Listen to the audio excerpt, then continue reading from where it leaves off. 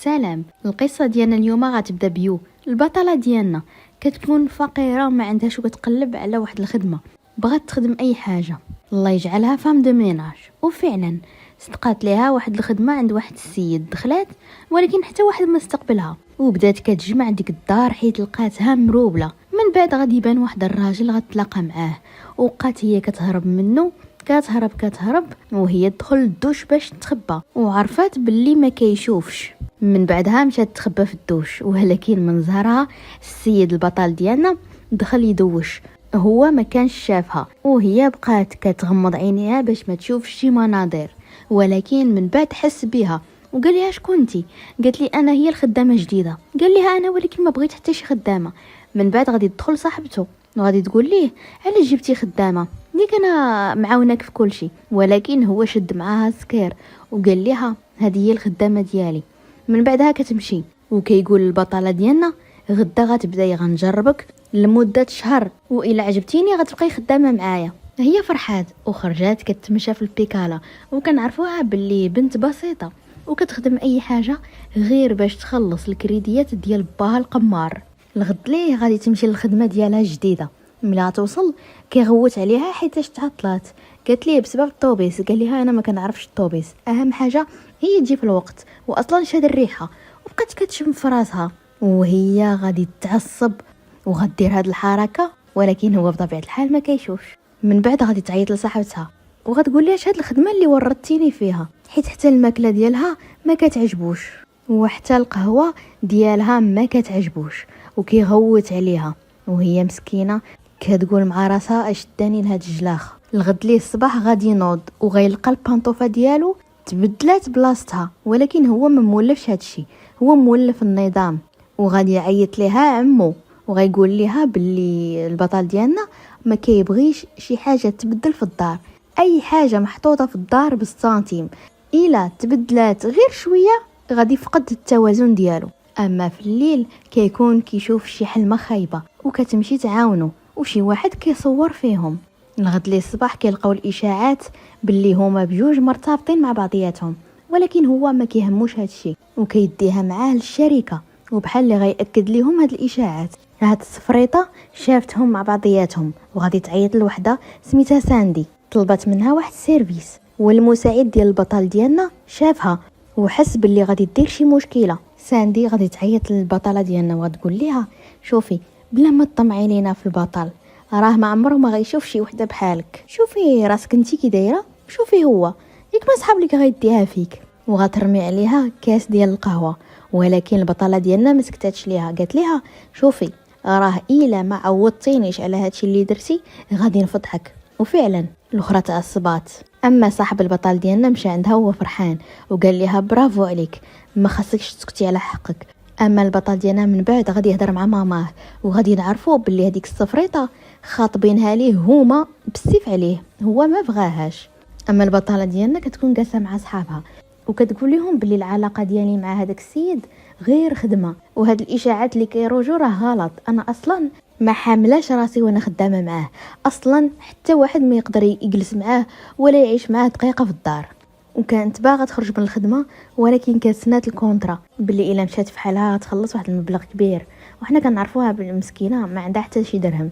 غادي يمشيو يسهروا، وصاحب البطل ديالنا غيتلاقى مع صاحبة البطله وغادي تعجبو بزاف، وغادي نعرفوا باللي هذا سميتو تشين ومن العائله ديال البطل ديالنا. وغادي يعيط البطله باش يقول ليها باللي راكي معروضه لعيد ميلاد ديال ديك السفريطه، جاب ليها ميك اب ارتيست ورجعتها زوينه، وكاع الناس في العيد ميلاد كانوا غير كيشوفوا فيها. اما مولات العيد ميلاد السفريطه حتى واحد ما داها فيها، وكتنوض واحد المدابزه تما في الحفله. والبطل ديالنا كيقول تين علاش جبتيها وكيتعصب منه بزاف. وملي رجع الدار قال لها اش داك لشي حفله، علاش جيتي؟ وبقى كيغوت عليها. ولكن واخا هكا كان غير من واحد السيد في الحفله اللي دافع عليها ملي كانت وقعت المدابزه. السفريطه الغد ليه غادي تمشي عند تشين وغتقول ليه انا عندي لك واحد العرض، ولكن هو ما كيبغيش يسمعها وكيجري عليها من البيرو. اما البطله ديالنا ولات بارعه في الطبخ بسبب البطل. في الليل غيتقطع الضوء،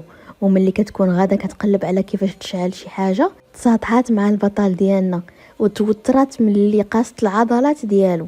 من بعد غادي تقترح عليه يخرجوا ياكلوا برا، ولكن تفكرات باللي هو ما كيمشيش لاي بلاصه ما مولفهاش، وتقول ليه صافي صافي خلينا غير في الدار، ولكن هو كيقول ليها باللي انا باغي نخرج معاك حيت كنكون مرتاح وانتيا ماشي بحال هذوك المساعدات اللي كانوا عندي في الدار. وكيكونوا فرحانين كيخرجوا ياكلوا مع بعضياتهم وكتهلا فيه، وهما خارجين كيسرقوها وكيديو ليها الصاك ديالها وغيضربها بالموس، وهو ما فهم حتى شي حاجه. الغد ليه غيمشي عنده صاحبو للبيرو وغيقول ليه باللي السفريطه جات عندي وعرضت عليا باش نعاونها باش نجريو على الخدامه البطله ديالنا، ولكن انا ما بغيتش. وهو يستغل الفرصه وقال ليه واش كتحس من ناحيتها شي حاجه، ولكن ما جابوش البطل ديالنا حيت هو حشومي في هذه المواضيع. من بعد غيقترح على صاحبه باش يديروا واحد المسابقه ديال الطبخ ويشارك فيها البطله ديالنا باش تحسن من المهارات ديالها. وكنشوفوها هي بدات كتعلم وبدات كتسيطر على الوضع وكتهلا فيه مزيان. واحد النهار عيط لها الصديق ديالها وقال لها بلي باك تسلف مني، وهي تعصب ومشات عنده وبقات كتغوت عليه. من بعد غادي تمشي تسكر في البار، وواحد غادي يكون طامع فيها جاب الله كانت تشين تما صاحب البطل ديالنا وهزها وداها للدار وتهلا فيها البطل ديالنا وما خلاهاش بوحدها. لغد ليه ملي كتفيق كتعرف راسها بلي دارت صبله كبيره، كتمشي عند الصديق ديالها وكتقول ليه بلي عندي واحد صاحبتي كيعجبها واحد خدامه عنده، ولكن ما قادراش تقول ليه شي حاجه شنو خاصها دير. والصديق ديالها كيفهم باللي كتهضر على راسها ومشى معاها في الخط وتيجاوبها وكيقول لها قولي لصاحبتك باللي هذاك راه ماشي اعجاب ولا حب، داك غير انبهار اولا شفقه، ومن الاحسن تبعد عليه. علاش قال ليها هكا؟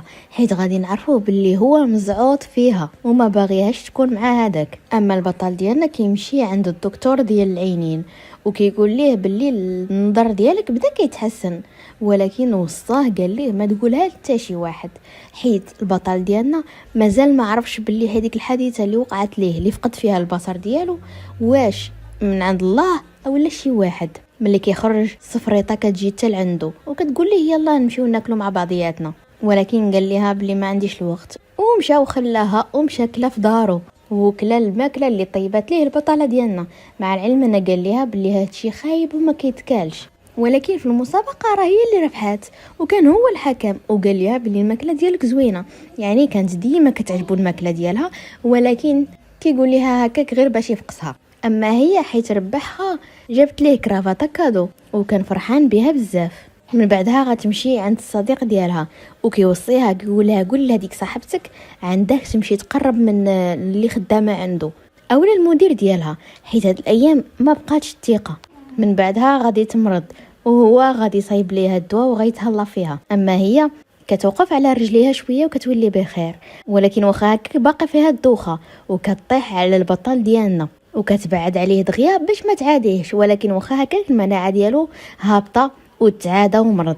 وملي مشى للسبيطار الصديق ديالو عرف باللي بيناتهم شي حاجه حيت ما جاش هكاك وتعادى. اما الاب ديالها قال لصاحبتها اعطيني لادريس ديالها الجديده باش نمشي نتصالح معاها، ولكن هي طاحت في الفخ وعطاتها ليه. اما البطل ديالنا كان جالس مع مو وقال ليها بلي هذيك السفريطه انا ما باغيش نتزوج بها، انا عندي وحده في حياتي وكنبغيها، وشد ليها يديها قدامها. وهذا الشيء كامل السفريطه كتكون سامعاه. ناضت مشات عيطت للبطله ديالنا وقالت ليها باللي انتي راكي غشيتي في المسابقه ديال الطبخ اللي كاين دايرها البطل ديالنا، وهي ما كانتش عارفه باللي هذيك المسابقه دايرها هو، وتقلقت منه وما مشاتش عنده للسبيطار، وهو خاف لا تمشي وتخليه غير هكاك.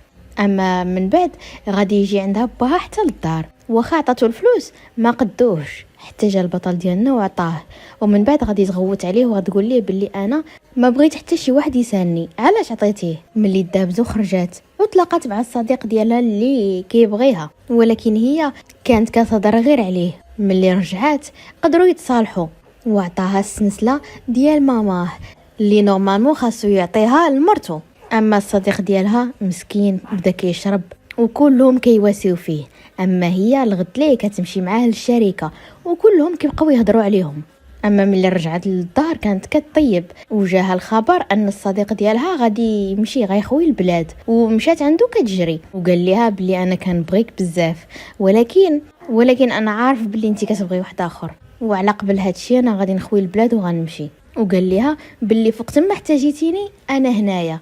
اما صاحبتها اللي ما كتنفع حتى شي حاجه تخطفات، والبطل ديالنا تحرق حيت ملي عيط ليها الصديق ديالها خلات البوطه مشعوله ودخلات ولقاتو محروق وكتهلا فيه، واخا هكاك ما غودش عليها حيت خلات العافيه مشعوله. وكيخرجوا باش ينسيها في هذا الشيء اللي وقع. اما صاحبتها غادي نعرفوا باللي واحد البنت مزعوطه في صاحبها هي اللي خطفاتها، وكيجي كيضربهم كاملين وكيعتقها. اما المشكله الجديده دابا اللي بانت هي ان الغش ديالها في المسابقه غادي يقدر يدخلها للحبس، وهذا الشيء غيخليها تدخل السبيطار. وغادي نعرفوا باللي السفريطه غادي تجيب للبطل ديالنا واحد الطبيب واعر باش يدير ليه العمليه، ولكن بشرط هي انها تعالج ليها ماماها وتفارق مع البطل ديالنا. وفعلا داكشي اللي غادي يوقع. البطله ديالنا غادي تكتب واحد الرساله وغتحط السلسله اللي عطاها لها وغادي تبعد عليه. نهار العمليه غيحل عينيه ما غاديش يشوفها هي، غادي يشوف كل شيء الا هي. ملي غينوض ما غيلقاهاش غادي يجري باش يقلب عليها، وكانت كاتبه له في الرساله باللي هي مسافره وقلب عليها الدنيا كامله. صاحبه غيمشي عند السفريطه وغيقولها باللي انتي سبب المشاكل، فين هي البنت؟ قالت ليه والله ما عارفه. ودازت الايام بحال هكا تدازت 5 سنين، وفي هاد المده كانت كتهضر غير مع صاحبتها وكانت كتقول لها يلا دخلي للبلاد باش تحضري العرس ديالي. وإلا بغيتو تعرفوا شنو البطل كان كيدير في هاد 5 سنين، ما كان كيدير والو، من الدار للخدمه من الخدمه للدار، وكان مكتئب وجالس في الدار، وكان عارف باللي السفريطه هي سبب المشاكل. اما دابا كلشي غيتقاد بسبب العرس ديال صاحبتها، وغادي تجي للبلاد وغيشوفها البطل ديالنا وهي جايبه معاها ولد، وغادي نعرفوا باللي كانت حامله قبل ما تخرج من البلاد وما قالتهاش ليه، وعرفات باللي هذا هو الوقت المناسب باش ترجع. وغادي نعرفوا باللي تصالحوا ورجعوا مع بعضياتهم وعطاها السلسله، وغادي يعيش حياته معاها ومع ولدهم اللي يلا عرفوا دابا شويه. وهنايا كتسالي القصه ديالنا. اللي عجبته القصه يلايكي ويبارطاجي.